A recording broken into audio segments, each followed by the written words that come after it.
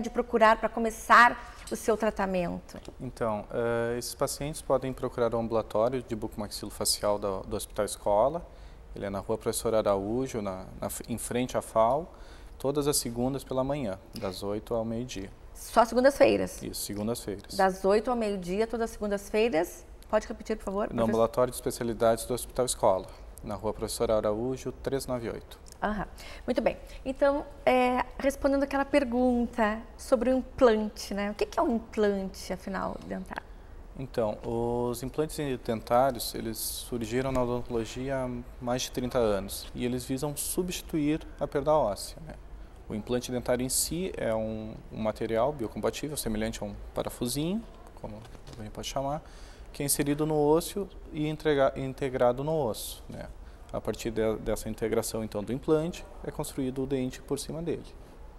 Tá, então quer dizer que eles têm a função de cumprir a perda óssea, então a pessoa já não tem mais... De substituir o dente. Isso. Uhum. E quem é que pode passar por este procedimento? A princípio, qualquer paciente pode passar. Sempre nós teremos limitações e indicações para a realização de implantes, né? Serão pacientes que perderam esses dentes, seja por trauma, lesões de cárie, né?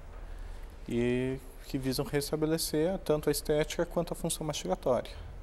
Tá, mas aí uma dúvida, são muitas as dúvidas sobre este tema, mas, por exemplo, e a pessoa que já extraiu o seu dente há 10, 15, 20 anos, ela pode ainda assim passar ou tentar fazer o implante dentário? Pode, sim. Não tem nenhum problema? Nenhum problema. O que ocorre com a perda dentária e todo esse tempo transcorrido, ela gera uma reabsorção óssea. Então, esse paciente pode não ter osso suficiente para a instalação do implante e necessitar de um procedimento de enxertia óssea. E aí, esse procedimento faz com que o implante seja retardado para um tempo maior, porque vai ter que fazer a enxertia óssea, não é? Em geral, o que ocorre? Realiza-se a enxertia óssea, dependendo da dimensão dessa perda, né? E dentro de 4 a 6 meses se realiza o implante. Uhum. Então, então este tempo que as pessoas às vezes confundem é justamente para a questão da recuperação que foi feito. Na verdade, sempre que a gente utiliza um substituto ósseo, ele demora um tempo até o organismo assimilar. Reabsorver esse substituto e neoformar osso, né? E esse processo biologicamente demora de 4 a 6 meses, dependendo do tipo de enxerto utilizado. E, doutor Lucas, quando é que se deve optar por este implante dentário e não por aqueles dos métodos convencionais? Deve ter uma razão que faça isso, não? Ou não? Não entendi. Não, a pergunta, eu vou te repetir. Quando é que o paciente ele pode fazer o implante dentário ou quando ele poderia fazer o convencional, o outro? Colocar, por exemplo, aquelas próteses comuns, aquelas antigas que tinha. Quer dizer, ele pode escolher entre um outro ou existe algum caso que tem que ser obrigatoriamente um tipo ou obrigatoriamente o outro? Em odontologia, sempre a gente pensa em preservar. Se o paciente ele tem um dente com uma grande lesão de cárie, que necessita fazer um tratamento odontológico para fazer um pino e uma prótese unitária em cima, é preferível que um implante dentário. Sempre o organismo já cria o dente para o indivíduo utilizar, então sempre a gente tenta manter. Os casos de implante serão quando não é possível manter esse dente deve ser extraído, então realiza-se a extração do dente e a inserção do implante. Ou ainda quando o paciente não quer ficar submetido a uma prótese parcial removível, que são as próteses a grampos, né, ou próteses totais. Pois é, porque até então a maioria das pessoas usava esse tipo de próteses, né? Essas próteses não são as definitivas, mas que elas ficavam presas a outros dentes, eu não sei como é que funcionava, ou inteiras, porque não é minha área, então eu não sei. Mas eram estes tipos que tinham até então. Sim, na verdade, ambos os tratamentos são corretos e adequados, desde que bem realizados. Isso que eu queria saber. O que acontece? Em geral, o paciente quer uma reabilitação o mais próximo possível dos dentes que ele tinha. Ele quer passar o fio dental novamente. E mastigar também, não é? E isso a prótese não possibilita. A prótese é removível, ele não quer tirar a prótese à noite para lavar ela, ele quer manter os dentes fixos em bocas e implantes.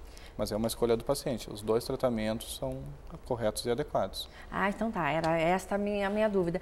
Mas aqui, como nós vivemos assim, numa fase, num momento que as pessoas, elas cultuam muito a questão da aparência, da beleza. Aliás, tem gente que faz isso até demais, não é? Que tem gente que exagera para tudo, né? É uma característica, um perfil, enfim. Mas a gente vive nesta época, né? Em que a questão da aparência, ela também é muito cobrada. E muitas pessoas hoje estão procurando por isso também, ou não? Pela questão de ficar mais bonita, mais perto do normal, do que era natural. Sim, principalmente em pacientes que utilizavam próteses a grampos. O grampo era visível e não era algo natural na boca. Então, eles andam querendo, doutor, eu não quero mais utilizar essa prova que eu removo, que quando eu estou falando ela se mexe, e quero algo fixo. Tá, e mesmo para as pessoas que não tinham mais dentes, isso é possível fazer? Se uma pessoa que estiver assistindo, ela quiser fazer implantes em todos os seus dentes, é possível? É possível.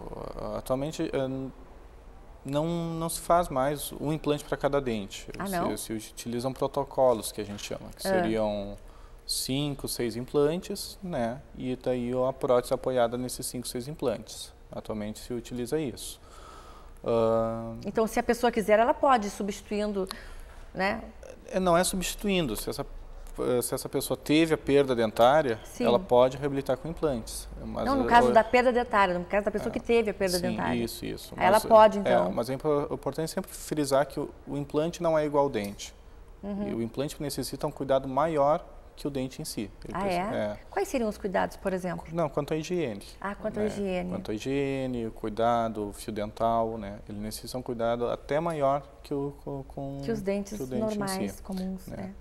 Então, tem paciente que chega dizendo que quer remover os dentes e botar implante. Isso não é aceitável e não se deve realizar. Mas eu até nem pensei neste caso. Eu pensei realmente nos casos de pessoas que apresentaram um problema. Porque, pelo amor de Deus, né? Se a pessoa tem os seus dentes, por que ela vai querer mudar?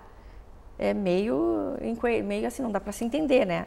Bom, mas essa questão, existe algum risco, alguma situação em que acontece, por exemplo, uma rejeição? Muito pequena, muito pequena. A rejeição do implante, quando ele é bem colocado, é próximo a 1%, até menos. Tá? O que ocorre é que tem N fatores que podem causar um aumento nessa taxa. Pacientes fumantes, eles apresentam o dobro de chance de rejeição. Até teria uma pergunta específica sobre isso, porque a gente sabe que os fumantes, né, eles têm algumas restrições e muitos malefícios, não é? Dentro desse tratamento seria uma das restrições? É uma restrição, porém é contornável. Sim. O paciente que é fumante, tabagista, ele apresenta o dobro de chance de rejeição do implante. Tanto pela resposta cicatricial, a maior facilidade a infecções, né, e o tabaco em si. Né? Mas isso é reversível.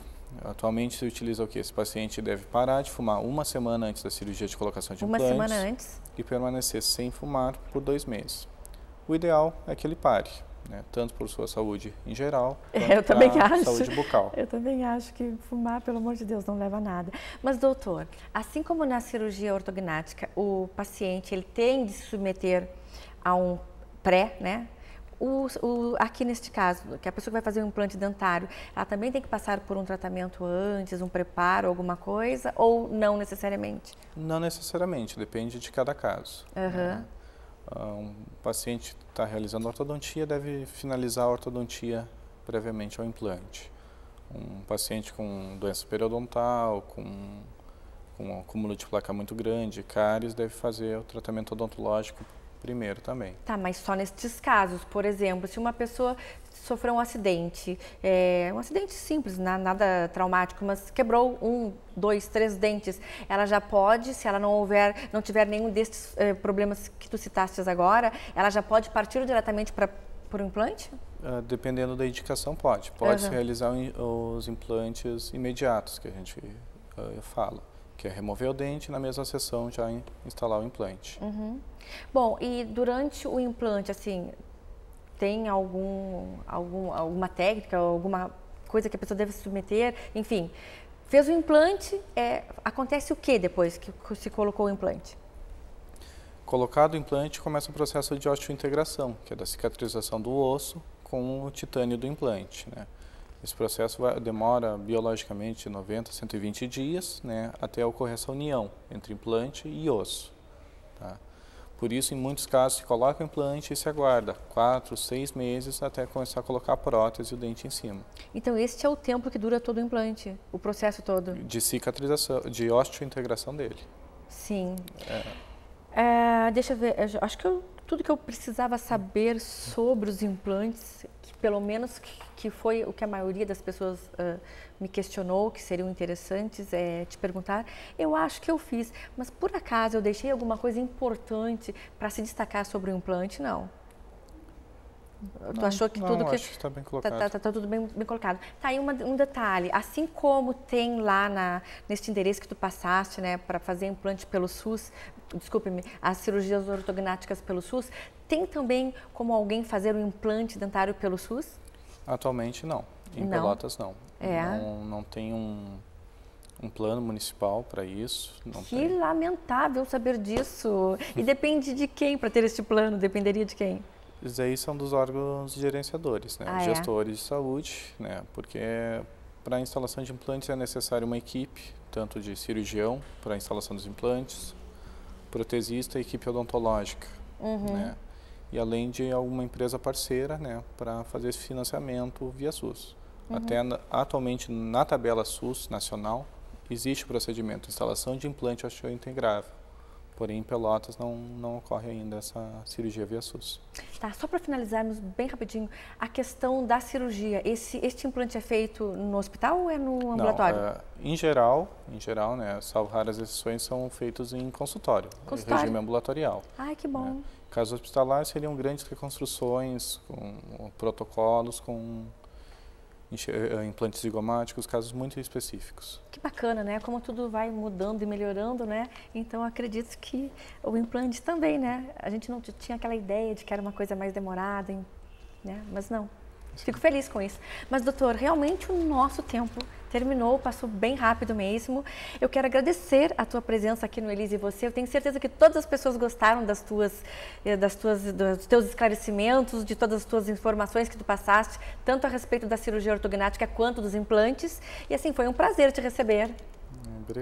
Obrigado, Elise. Muito obrigado pelo convite. Tá certo. Quando tu quiseres retornar, se tiver um outro tema que seja relevante para todos os pelotenses, estás convidado, podes retornar. Ok, obrigado. Estou à disposição. Muito obrigada. Eu agradeço a companhia de todos vocês. Tenham todos uma excelente semana. Até o próximo programa. Boa noite.